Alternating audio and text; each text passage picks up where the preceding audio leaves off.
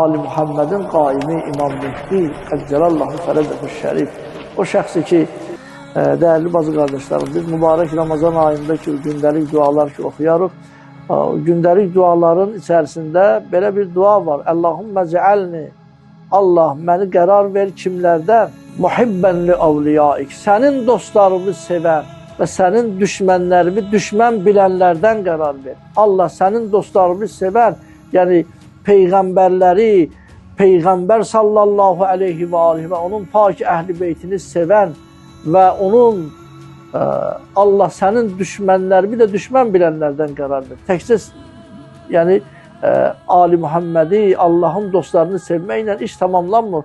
Allah Teala buyurur Qur'an-ı Kərimdə: "Fəmən yəkfur bit-tağut və yu'min billah fəqad istemsaka bil-urvatil vusqa."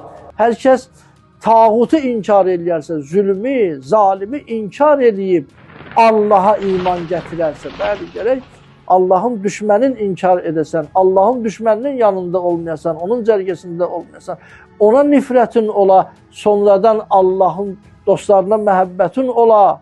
Bunların ikisi də gərək ola ki, nicat tapmışlardan ola ki, Allahın lütfi, Allahın rəhməti bu cürə şəxslərləndir.